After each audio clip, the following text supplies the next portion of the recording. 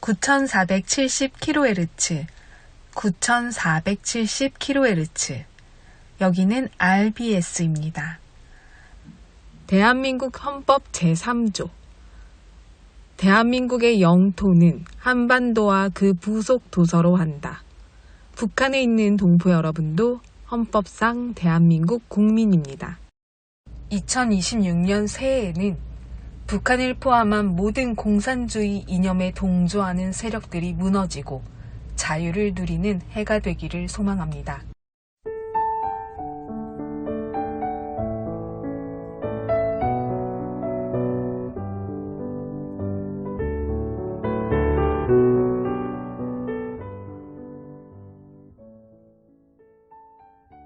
과거 북한 유도의 영웅으로 추앙받으며 한판승의 사나이라 불리던 국가대표 유도 선수 이창수가 있었습니다. 하지만 1990년 아시안게임 결승에서 부상을 안고도 투혼을 발휘했으나 한국 선수에게 패배했다는 이유로 죄인이 되어 지하 670m에서 탄광노역이라는 가혹한 처벌을 받게 되었습니다. 차가운 석탄물이 무릎까지 차오르는 곳에서 그는 북한 체제에 대한 큰 상실감과 배신감을 받았습니다. 그러다 1991년 코치 자격으로 국제 일정에 참가할 기회를 얻은 그는 유럽 대회를 마치고 평양으로 돌아가는 길에 인생을 건 결심을 합니다.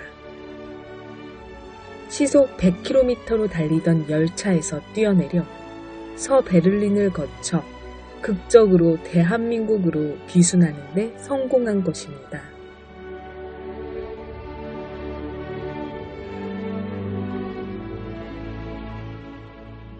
그런데 그가 그토록 자유를 선택한 더 큰 이유에는 대만 유도 국가대표였던 진영진, 대만 이름으로는 챙린젠 선수와의 국경을 초월한 사랑 때문이었습니다. 두 사람의 운명적인 만남은 1989년 유고슬라비아 세계 유도 선수권 대회에서 시작됐는데 북한의 유도 영웅으로 불리던 이창수 선수는 호텔 로비에서 대만 유도 국가대표 진영진 선수를 보고 첫눈에 반했습니다. 말이 통하지는 않았지만 이창수 선수는 그녀에게 편지를 건네며 진심을 표현했습니다. 두 사람은 이후 몇 차례 국제대회에서 재회하며 사랑의 싹을 틔웠고 이창수 선수는 만날 때마다 장미꽃 한 송이를 준비하는 모습을 보여주며 진영진 선수의 마음을 사로잡았습니다.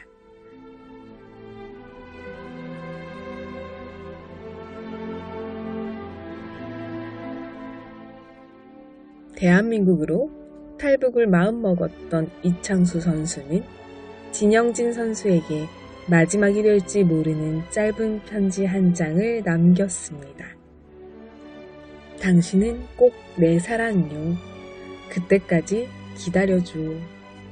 이창수의 탈북 성공 기사를 본 진영진은 가족과 친구들의 수많은 반대에도 불구하고 사랑하는 사람을 위해 한국행을 택했습니다. 그리고 1992년 대한민국에 온 지 불과 3개월 만에 두 사람은 결혼식을 올리며 국경과 체제를 넘어선 사랑의 결실을 보았습니다.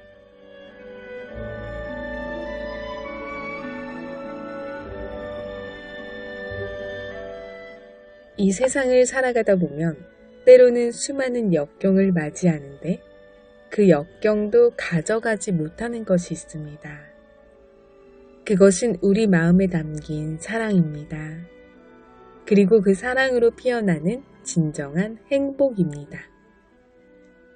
사랑에는 한 가지 법칙밖에 없다. 그것은 사랑하는 사람을 행복하게 만드는 것이다. 스탕달. 오늘도 찬양으로 RBS 시작합니다.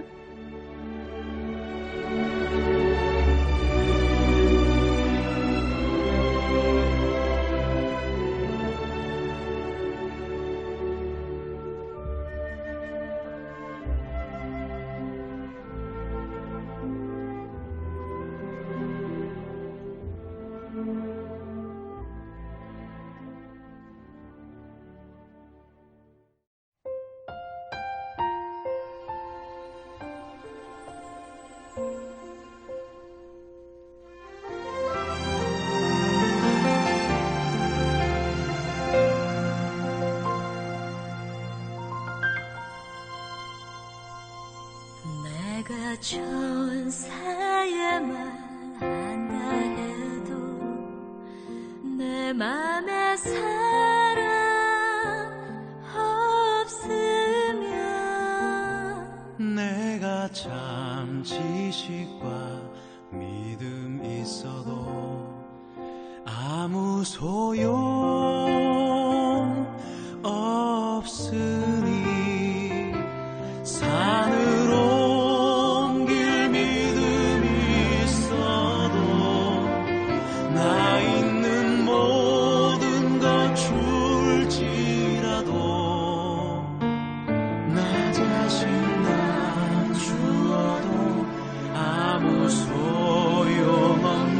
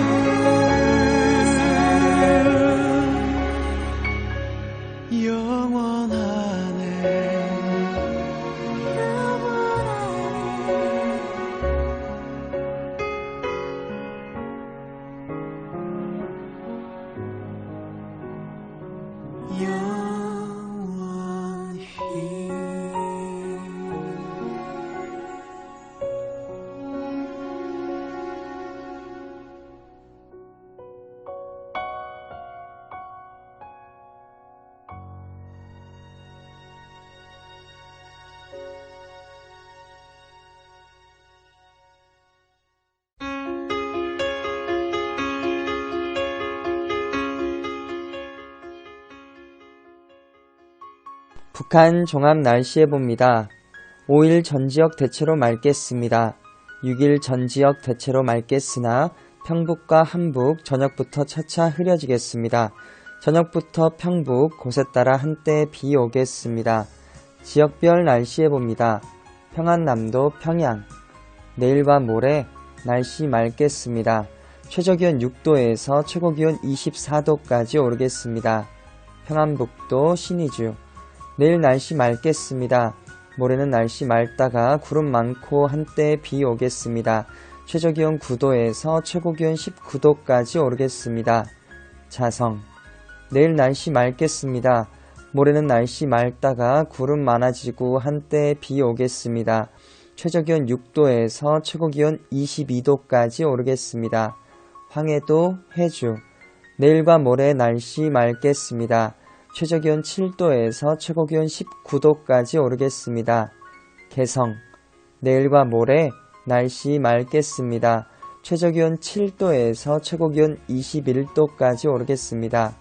함경남도 함흥 내일과 모레 날씨 맑겠습니다. 최저기온 6도에서 최고기온 26도까지 오르겠습니다. 해산 내일 날씨 맑겠습니다. 모레는 날씨 맑다가 구름 많아지겠습니다. 최저기온 0도에서 최고기온 24도까지 오르겠습니다. 함경북도 청진, 내일과 모레 날씨 맑겠습니다. 최저기온 6도에서 최고기온 20도까지 오르겠습니다. 무산, 내일 날씨 맑겠습니다. 모레는 날씨 맑다가 구름 많아지겠습니다. 최저기온 0도에서 최고기온 18도까지 오르겠습니다. 바다 날씨 해봅니다. 동해 북부 앞바다와 먼바다, 내일과 모레 날씨 맑겠습니다. 파고는 앞바다 1에서 2.5m, 먼바다 1에서 3m 되겠습니다. 서해 북부 앞바다와 먼바다, 내일 날씨 맑겠습니다. 모레는 날씨 맑다가 구름 많아지겠습니다. 파고는 앞바다 0.5에서 1.5m, 먼바다 1에서 2.5m 되겠습니다. 오늘의 말씀, 너희의 하나님이 되려고 너희를 애굽 땅에서 인도하여 낸 자니 나는 여호와이니라. 레위기 22장 33절 말씀. 아멘. 이상 날씨였습니다.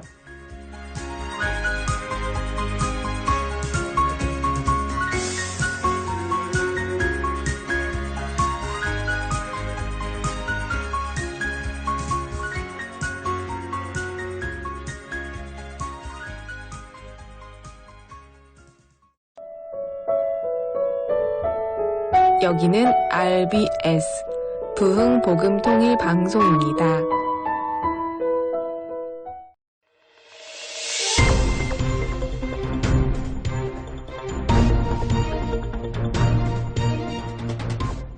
이 시간은 북한의 내부 소식을 전해드리는 시간인데요. RBS 아나운서가 북한 뉴스를 전합니다.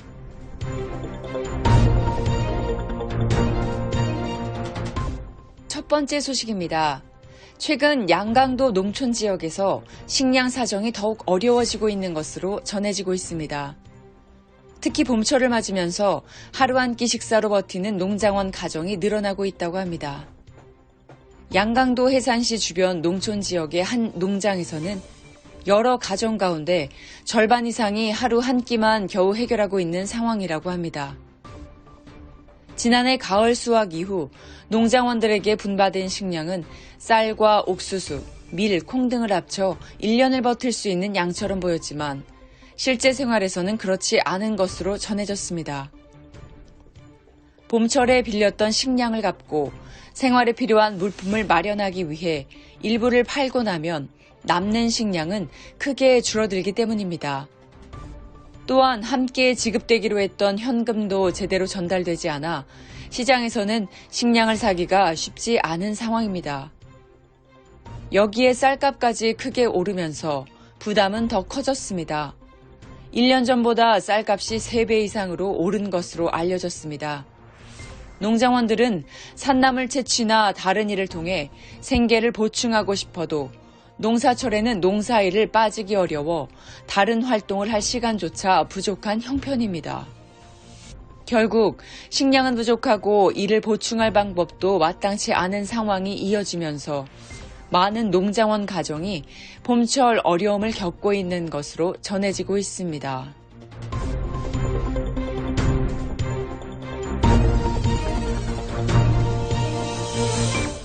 두 번째 소식입니다. 최근 4월 들어 지방 주민들을 대상으로 한 평양 견학이 여러 지역에서 활발히 진행되고 있는 것으로 전해지고 있습니다. 함경북도와 양강도 등지에서 직장과 여성 동맹 조직을 중심으로 평양을 다녀오는 일정이 이어지고 있는데요. 견학에 참가한 주민들 사이에서는 마치 외국에 온 것 같다, 지방과는 완전히 다른 세상이다라는 이야기가 나오고 있다고 합니다. 평양 견학은 보통 3일에서 5일 정도 일정으로 진행되며 주요 기념시설과 새로 건설된 거리, 상업시설 등을 둘러보는 것으로 알려졌습니다. 이러한 견학은 오랫동안 이어져 온 사업으로 한동안 중단되었다가 최근 다시 활발해진 것으로 전해지고 있습니다. 하지만 문제는 비용입니다. 견학에 참가하려면 교통비와 숙식비를 포함해 적지 않은 돈이 필요하기 때문에 결국 경제 형편에 따라 참가 여부가 갈리는 상황이라고 합니다. 실제로 평양을 다녀온 주민들 가운데는 비교적 생활이 나은 계층이 많은 것으로 알려졌으며 이들조차도 평양과 지방의 차이에 놀라는 반응을 보였다고 합니다. 또 일부 주민들은 한 번쯤 그런 곳에서 살아보고 싶다는 이야기를 하기도 했다고 전해졌습니다. 반면 경제적으로 어려운 주민들은 견학에 참여하기 어려운 상황에서 상대적인 박탈감을 느끼고 있다는 목소리도 나오고 있습니다. 결국 평양 견학이 주민들에게 새로운 경험을 주는 한편 수도와 지방 사이의 생활 차이를 더욱 크게 느끼게 하는 계기가 되고 있다는 지적도 나오고 있습니다.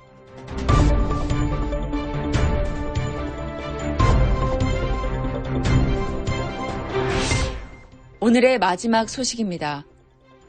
최근 평안남도 북창 지역에서 한 주민이 가족과 함께 갑자기 자취를 감추는 일이 발생해 주민들 사이에 큰 불안감이 퍼지고 있는 것으로 전해지고 있습니다. 이 주민은 발전소에서 일하던 기술자로 평소 성실하게 근무한 것으로 알려졌습니다. 하지만 그의 가족에게는 어려운 일이 있었습니다. 형이 검열 과정에서 문제가 되어 직장에서 물러나고 농촌으로 내려가 생활하게 된 것입니다. 갑작스러운 변화로 형 가족의 생활이 크게 어려워지자 이 주민은 주변 사람들에게 안타까운 마음을 자주 털어놓던 것으로 전해졌습니다. 그러던 중 이달 초 지인과의 자리에서 속상한 마음을 이야기하는 과정에서 당의 처사에 대한 불만을 말하게 되었고 이 일이 문제가 된 것으로 알려졌습니다. 이후 며칠 뒤 해당 주민과 그의 가족은 모두 사라졌고 현재까지 행방이 확인되지 않고 있습니다.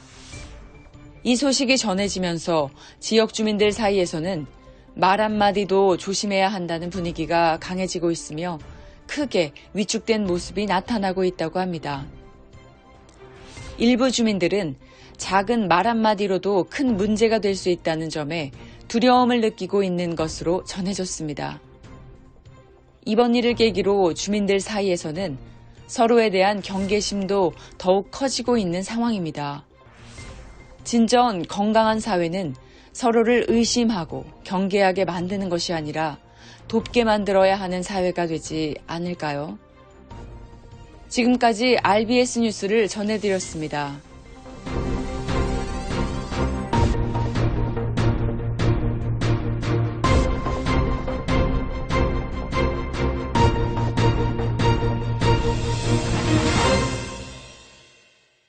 지금 순서는 한국 근현대사 바로 알기 강의 시간입니다. 오늘은 제15강 자유를 지키기에 미국으로 간 이승만 편을 함께 들려드립니다.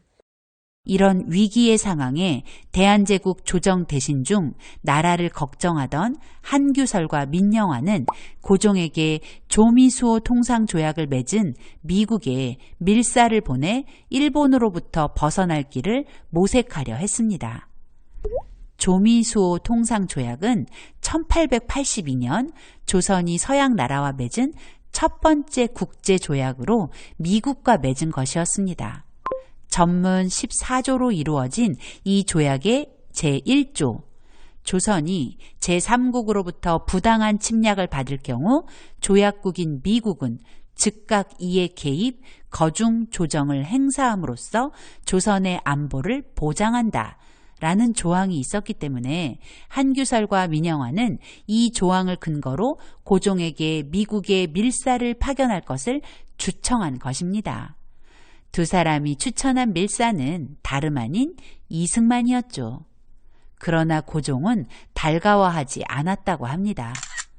하지만 한규설과 민영환의 끈질긴 설득으로 이승만은 대한제국 조정의 밀사가 되어 미국으로 떠나게 되었습니다. 이 사진은 이승만이 미국으로 떠나기 전 가족과 함께 찍은 사진이죠. 이승만은 대한제국이 발행한 여권을 가지고 1904년 11월 4일 대한제국의 독립을 호소하기 위해 대한제국 조정의 밀사로서 대한제국을 떠나 태평양을 건너 미국 워싱턴을 향해 길을 나섰습니다. 이승만은 1904년 말 드디어 미국 LA에 도착했습니다. 그곳에서 먼저 미국에 와 있던 신긍우, 신흥우 형제, 그리고 배제학당 학우들과 재회할 수 있었습니다. 미국에 도착한 것은 1904년 말이었지만 이승만은 곧바로 루즈벨트 대통령을 만날 수는 없었습니다. 이듬해인 1905년 8월 4일이 되어서야 그 만남이 이루어졌죠. 이승만이 미 합중국 대통령 루즈벨트를 만나 대한제국의 위태함을 알리고 대한의 독립을 보존할 수 있도록 도움을 청하러 가는 길에는 그 당시 하와이에 살던 윤병구 목사가 동행했습니다. 이승만과 윤 목사가 루즈벨트를 만나러 가는 그날, 뉴욕 타임즈에는 대한제국 조정의 밀사 이승만과 윤병구 목사가 시오도 루즈벨트 대통령을 만나 독립청원서를 제출하게 될 것이다 라는 기사가 실렸습니다. 이것이 바로 그날 이승만과 윤병구 목사가 루즈벨트 대통령에게 전달하려던 청원서입니다. 1908년 기자 맥켄지가 자신의 책 대한제국의 비극 부록으로 대한제국 독립 청원서를 수록했기 때문에 우리가 그 내용을 알게 된 것입니다. 두 사람은 뉴욕 동부 롱아일랜드 오이스터 베이 사가모어 힐에 있는 대통령의 별장에서 루즈벨트를 만나게 됩니다. 루즈벨트는 아주 예의 바르고 정중하게 두 사람을 맞아주었습니다. 이승만은 조미수호 통상조약을 근거로 위태함에 처한 불쌍한 나라를 건져달라는 독립청원서를 루즈벨트 대통령에게 내놓았습니다. 그러나 루즈벨트는 정중하게 지금 당장 그 청원서를 받아주지 못할 이유를 설명했습니다. 이런 공적인 문서는 사적으로 주고받는 것이 아니라는 것이었죠. 이 청원서를 대한제국 공사관을 통해 다시 자신에게 전달하라고 한 것입니다. 사실 이 말은 아주 정중히 거절을 통보한 것이었습니다. 하지만 루즈벨트의 속내를 알 길 없는 두 사람은 대한제국 공사관으로 향했습니다. 이승만과 윤병구 목사가 루즈벨트 별장에서 나왔을 때 수많은 기자들은 이 만남의 결과를 궁금해했습니다. 이승만은 기자들에게 대한제국 공사관을 통해 이 청원서가 대통령께 공식적으로 전달돼야 하기 때문에 우리는 지금 대한제국 공사관으로 간다고 말했고, 기자들은 오히려 자신들의 일인 양 두 사람을 재촉했습니다. 다음 날 새벽 두 사람은 워싱턴에 있는 대한제국 공사관에 도착했습니다. 당시 대한제국 공사관에는 공사가 공석이었고 공사서리가 그 업무를 대신했는데 공사서리는 김윤정이었습니다. 이승만은 김윤정을 통해 미 합중국 대통령에게 대한제국의 독립청원서를 공식적으로 전달해 줄 것을 요청하자 김윤정은 끝까지 거절했습니다. 김윤정은 이미 일본에 매수된 사람이었기 때문이었습니다. 사실 이런 결과가 나온 데는 이유가 있었습니다. 1905년 7월 29일 미국은 이미 일본과 비밀조약을 맺은 상태였기 때문입니다. 그 조약이 바로 가스라 테프트 밀약입니다. 미국 육군 장관 테프트와 일본의 내각 총리 대신 가스라가 도쿄에서 맺은 이 비밀 협약은 두 나라가 서로의 식민지를 인정하고 간섭하지 않겠다는 것이었습니다. 그래서 루즈벨트가 대한제국의 청원서를 받아주지 않았던 것입니다. 이 일이 무산되자 이승만은 너무 큰 충격에 빠졌습니다. 이승만은 이 모든 과정을 자세히 민영환에게 편지로 알렸습니다. 편지 일부를 살펴볼까요? 다만 언제든지 기회 있는 대로 조미수호 통상조약을 인연하여 불쌍한 나라의 위태함을 건져주기 바랍니다. 하니 루즈벨트의 대답은 앞서 말한 것처럼 대한제국 공사관을 통해 공식적으로 청원서를 제출하라는 것이었습니다. 또 이승만과 윤 목사가 워싱턴에 도착했을 때 이승만을 놀라게 한 일도 적었습니다. 그 시로 뉴욕에 와서 기차를 타고 밤을 지나 아침에 워싱턴에 도착해보니 각 신문에 모두 나고 벌써 우리가 워싱턴에 왔다고 났으니 이는 지금 우리나라 형편에 돈을 신문사에 준다 해도 이렇게 기사를 낼 수 없는 일이라. 목석 같은 마음을 가진 사람이라도 어떻게 기쁘지 않을까. 즉시 공사관에 가서 김윤정에게 청원서를 보이고 신문사에 돈을 줘도 기사 한 줄 나가기 어려운 상황에 이렇게 많은 신문이 대안의 일을 보도하는 기적 같은 일이 일어나 너무 놀라고 기뻐하는 이승만의 얼굴이 상상이 되시나요? 그런데 공사대리 김윤정은 결국 그 청원서를 받지 않았다는 거죠.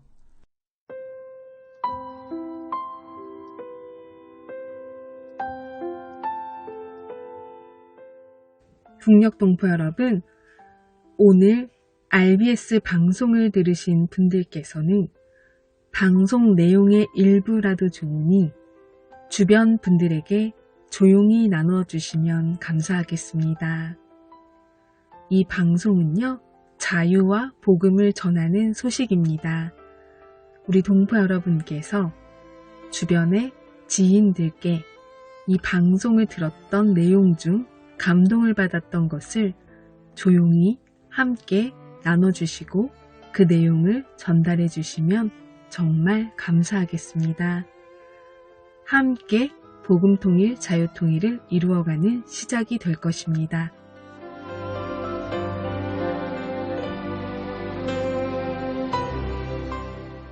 북녘동포 여러분, 주님 안에서 정말 많이 사랑합니다. 저는 수요일 밤 11시에 찾아올게요. 서울에서 방한나였습니다.